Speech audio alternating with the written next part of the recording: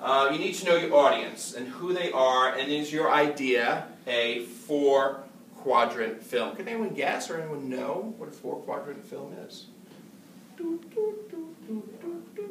Okay, so four-quadrant film is young audiences come to see it, adult audiences come to see it, male audiences come to see it. I hate to say it, male audiences, target demographic in Hollywood is boys, young men from 18 to 24. If you can get them, called fanboys, you can go to get them to your movie over and over again, a la The Avengers or any those kind of films, even Lord of the Rings, you probably can make $1 billion. And female audiences, so you want everyone to come to your film. So what's some examples?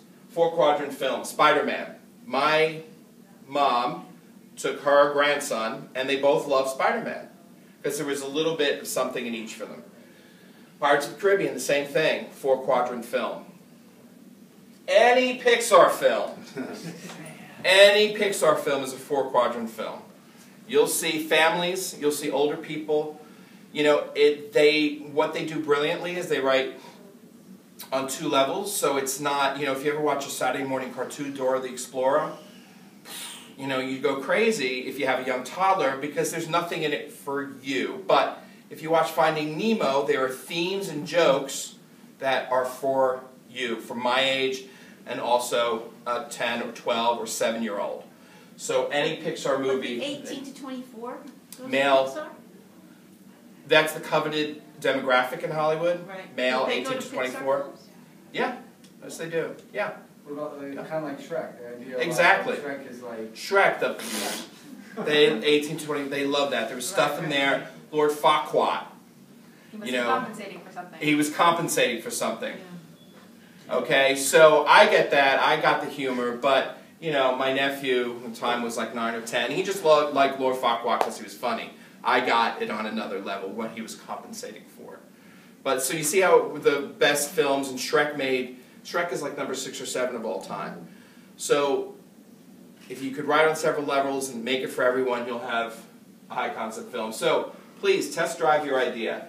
Do they respond? Does it make them laugh, or does it make them confused? So again, test out your film. You know, if they don't think you're crazy, turn to somebody on the subway and say, hey, I just have an idea. And just test it on someone who's a stranger. Again, someone who doesn't have something vested in you, ideally. You know, a friend is good. And do they ask questions like, well, I don't understand why he has 5 fingers, he has 9 fingers, but is it missing? Or he has a magic finger? I didn't get it. Or he shoots people with his toes. Say that again. Then you know you're confused. You have to refine your idea and your pitch. Is it an elevator pitch? So again, Jaws with pause. Jaws with pause. That's an elevator pitch. Can you, in the 30 seconds it takes you to get from the 7th floor down to the 1st, you're stuck with Spielberg, is it an elevator pitch? If you have to really say, well, let me explain the whole history of the universe and then you'll get my story, boom. Not high concept, very confusing. Best-selling genres. So here we go. Best-selling genre are action films. It is now a global market. And in 2020, China will pass the United States as the largest film market. So things like Downton Abbey or Gosford Park, something that is verbose, has a lot of dialogue, does not translate well to China, down to Chile, to Iceland, because if it's a very American accented story that has a lot of isms, they probably won't understand it. Baseball films never do well overseas because no one plays baseball but us and the Cubans. So that's why I was eliminated from the Olympics. But something about soccer, holy cow. So know that action films like Die Hard, Men in Black, Rush Hour, though action translates. Why? Because it's not language dependent. Action films translate. So keep that in mind if you're trying to do a 4-quadrant film. Superhero, holy cow, huge, huge. Don't dare write a film about Spider-Man, you'll be sued. These things are all copyrighted and heavily protected. But if you could think of a high concept superhero film that is wholly yours and you own, go for it. Adventure movies, National Treasure, Mummy was huge. Sherlock Holmes was huge.